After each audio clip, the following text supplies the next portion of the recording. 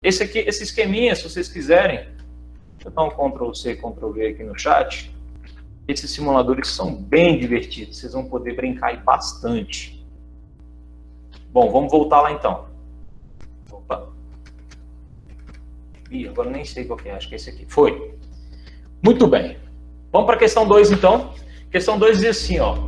Um corpo de peso P encontra-se em equilíbrio devido à ação da força de intensidade F aplicada pelo homem na figura abaixo. Os pontos A, B e C são os pontos de contato entre os fios e a superfície. A força que a superfície exerce sobre os fios no ponto A, B e C são respectivamente. Então tá aí o desenhozinho, ele quer justamente as forças de reação, aquelas lá do fio lá que está puxando a superfície para baixo, né? Eu vou aumentar aqui um pouquinho, porque ficou bem pequeno o desenho, para a gente poder distribuir as forças aí. O conceito de diversão está diferente. Adoro esses comentários. Obrigado, Eduardo. Você é das minhas. Vamos lá. Tem uma força-peso, né, puxando esse bendito para baixo, né? Como que vai ser? Toda vez que eu tenho uma polia móvel, eu divido por 2, tá? Então, eu tenho ali nas cordas, vão aparecer outras duas forças. Cada força dessa vai ter metade da intensidade, ou seja, P dividido por 2. Eu não sei quanto que é P, tá? P podia ser 10, 100, 20, não interessa. O que vai acontecer é que, para cada corda que puxa para cima, eu divido ele pela metade. Muito bem, essa força que está sendo aplicada aqui para cima, eu já achei aqui quanto que vale a reação de C, né? Então, se ele falou que era A, B e C, respectivamente, incrivelmente você já consegue matar a questão aqui, não consegue? Eu já ia marcar essa daqui, porque se é A, B e C, respectivamente, o único que tem na letra C, P sobre 2, é esse camarada aí. Então, você já matou a questão. E no vestibular eu quero isso mesmo, quero que vocês sejam rápidos, né? Então tem que ter essa malícia aí de olhar para o item, olhar para a questão para saber o que mais ou menos que ele quer. Já marcou, já vai para a próxima, ok. Mas claro que isso aqui, né, a gente está para exercitar, né? Então vamos exercitar esse negócio. Se eu estou puxando essa polia aqui para cima com intensidade de P sobre 2, obviamente que essa segunda polia aqui está sendo puxada para baixo com a mesma intensidade de P sobre 2, né? Então aquele é o esquema da ação e reação. Então, dentro de uma mesma corda, né, quando a gente faz análise de forças internas, elas têm que se cancelar.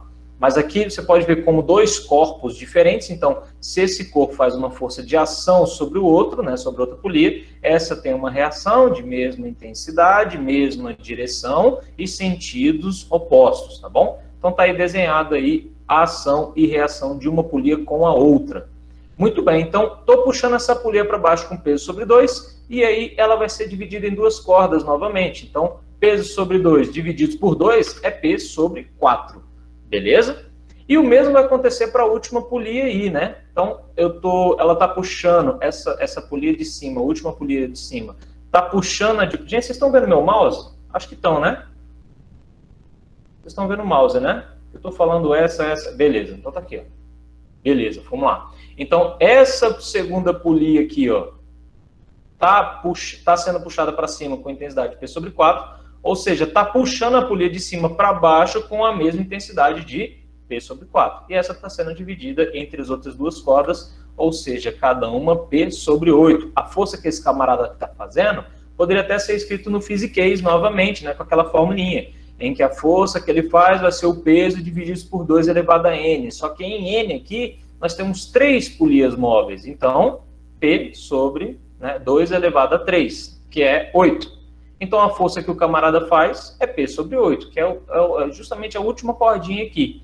Mas ele não perguntou quanto que o camarada faz. Ele quer saber a reação em A, em B, em C. Então, na ordem, ó, em A é P sobre 8, B, P sobre 4 e C, P sobre 2. Muito de boa esse daqui, né, pessoal? Muito de boa. Alguém tem alguma dúvida, alguma pergunta com relação a essa questão aqui? Super tranquilo, tá pegando o jeito, né? Tá ficando mais fácil, né?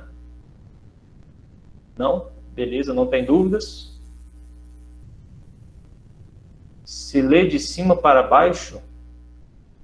E a superfície? Muito bem, que eu não desenhei aqui, né? Mas vamos desenhar.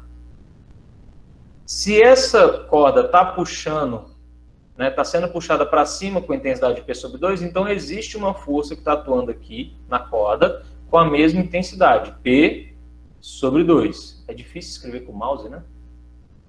Se essa corda está puxando aqui para cima com uma intensidade de P sobre 4, então tem uma força atuando aqui, intensidade de P sobre 4.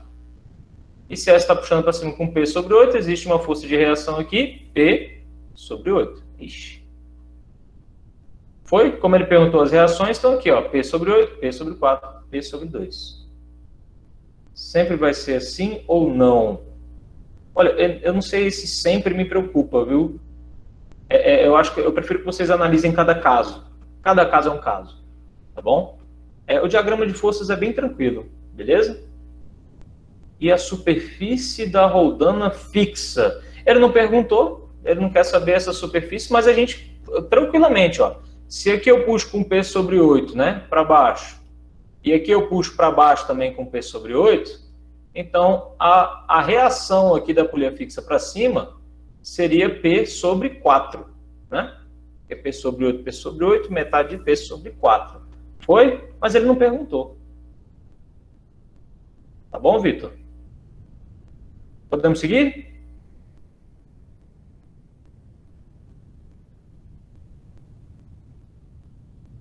Caso perguntasse, você conseguiria sem problema nenhum. Beleza. Vamos seguir, então. Mole, mole, fácil, fácil. Questão 3 falava assim, ó.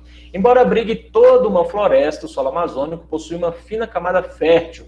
Após uma temporada de chuvas, um caminhão ficou atolado no solo desmatado. Rapidamente, providenciaram alguns cabos de aço e 4 roldanas. Aproveitando-se da enorme inércia de uma colheitadeira, montaram a máquina simples da figura a seguir. A solução encontrada permite que uma força resistente, FR, seja vencida por uma força potente, FP. Pronto, tá aí o desenhozinho aí. Ele quer saber se essa força potente, quantas vezes vai ser menor.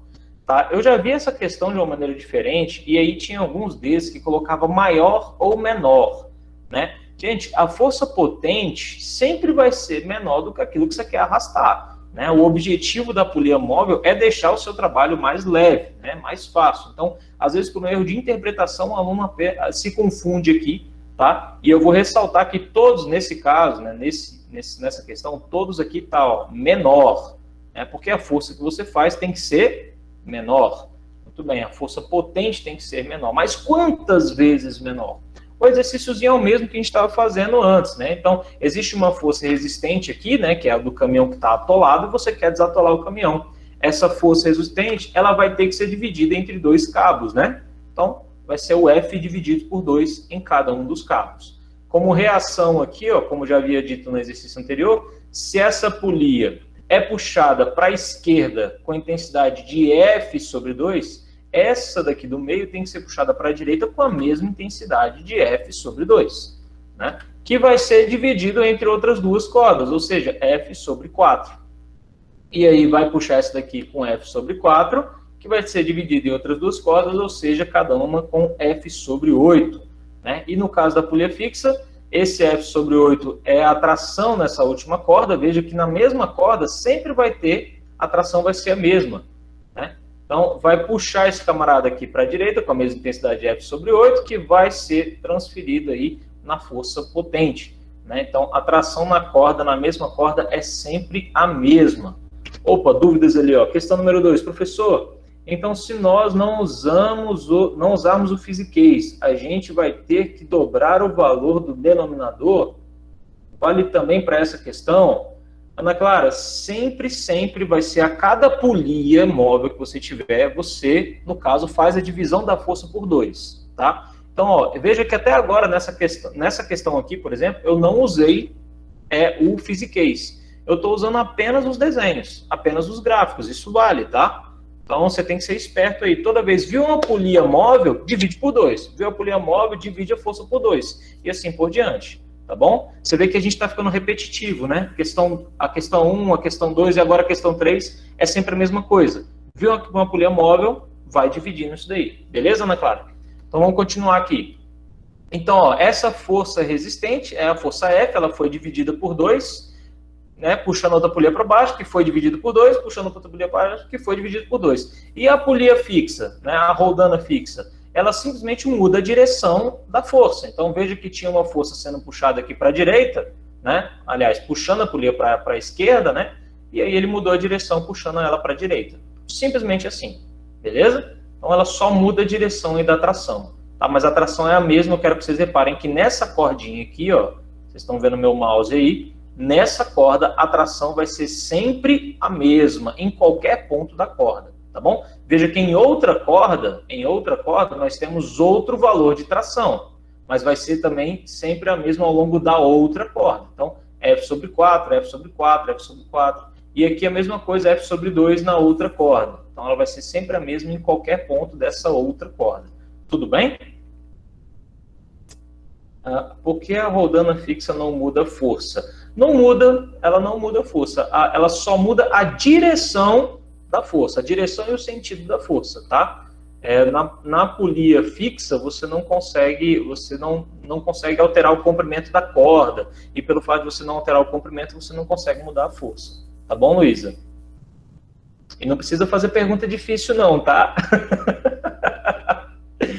Muito bem, pessoal. Então, pelo desenho aqui, nós já temos aqui, ó, F sobre 8. Beleza? Então, seriam quantas vezes menor? Tá aqui, ó, 8 vezes menor.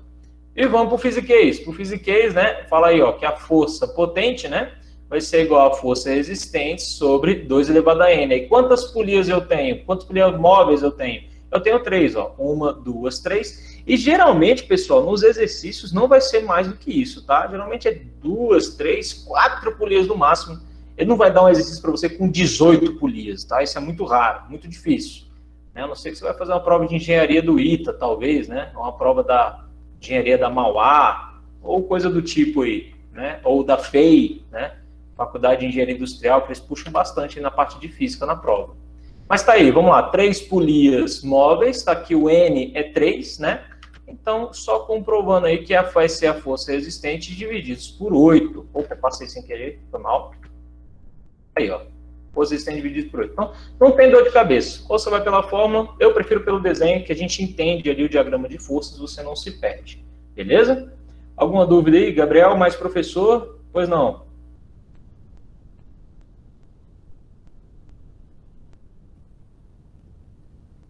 Ih, gente, a aula tá acabando, hein? Só tem 10 minutos, hein?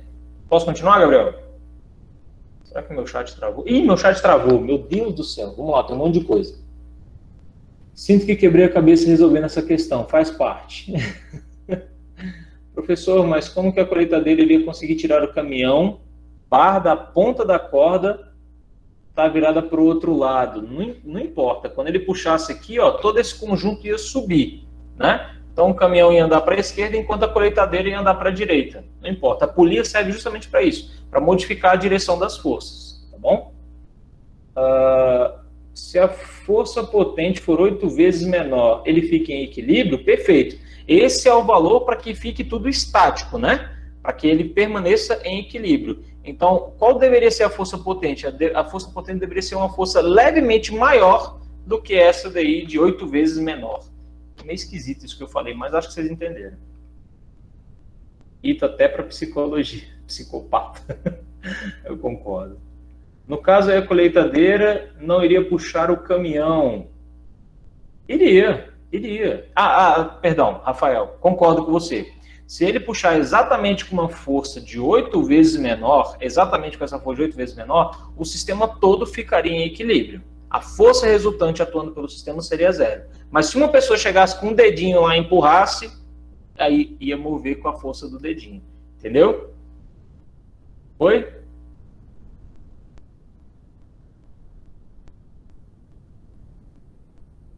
Beleza. Suave. Vamos lá, galera. Vamos pro próximo que só falta aí mais 10 minutinhos. Eu vou cobrar aqueles 5 minutinhos do início que a gente teve confusão, beleza? Empate também vence, é boa. Mas a resposta não é 8, então sim, seria 8 vezes menor. É a interpretação, pessoal, olha só. A solução encontrada permite que uma força resistente seja vencida por uma força potente 8 vezes menor. Então vai ser vencida a partir disso daqui, tá bom? Tem alguém batendo na porta? Bom, vamos lá. Então, vamos para frente.